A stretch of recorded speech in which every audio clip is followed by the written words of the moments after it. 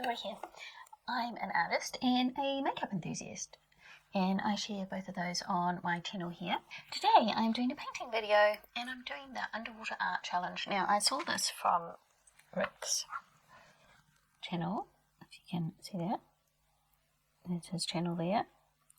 I've been following him for a while and he has stuck with my channel even though I've been doing heaps of makeup and not hardly any painting, so thank you for that, Rick. And I was watching this video here with the Underwater Art Challenge, and I hadn't even heard of the Underwater Art Challenge. I hadn't heard any of the art challenges. So from watching his video, I got really curious about what is this Underwater Art Challenge. So I looked it up, and it is by Dena Tollefson. I'm not sure how to say her name, but I'll show you her channel too. So there is her channel. And I left a little message on her one, and she said people were putting theirs up later, so she'd be quite happy for me to join in, so I did. And this is the picture that I made.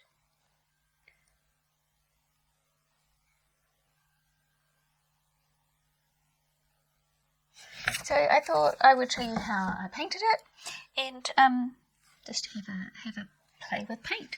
And it is very slightly different from the finished piece, and I don't even know if you'll be able to tell, but have a look and see from this piece to the one at the end if you can tell what the difference is. It's quite subtle, but there is a little difference.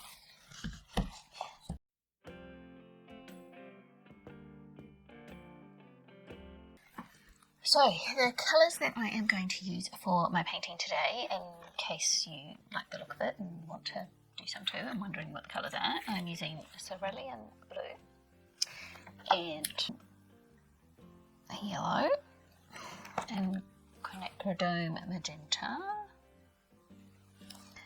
and Pthalo Turquoise and possibly Pthalo Green. I haven't decided about that one yet. And titanium white. And I'll be using some clear painting medium as well. And these are all the Atelier interactive acrylic paint brand, because that is just about exclusively what I use, because I really like that brand of paint. So if you like the interactive paint, you will be able to paint this as well, or if you've just got normal acrylic paint, you'll be able to paint this as well. It's not inclusive to it. But I do wet the canvas down a few times just to smooth things out, which you'd have a hard time doing with normal acrylic paint at the dryness that I did. You'd have to work a bit faster or wet it down a bit sooner. So let's get on with some painting. So I've done minimal drawing on this painting. I have blocked in where I want main seaweed bits to go and the light coming through, and I've drawn the little seal so that I can see where it is, and I'm just going to do the background.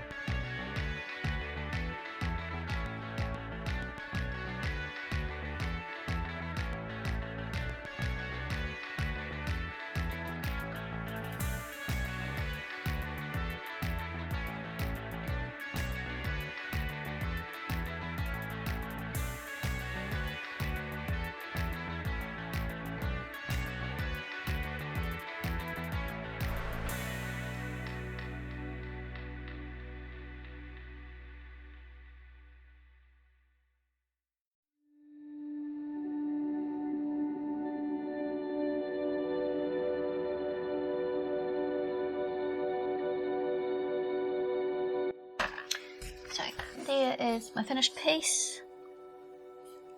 Did you spot what I had done differently from the last time you saw it on the easel? I showed it to my husband and he couldn't tell it was underwater, so I thought, that's depressing. Well, what can I do about that? So he is now in an aquarium and looking through the glass, and if you can tell on camera, it's just got a few little reflective streaks on it to show that he's looking through the glass at you. I've decided it's a he, I don't know why. It could be a she for all I know.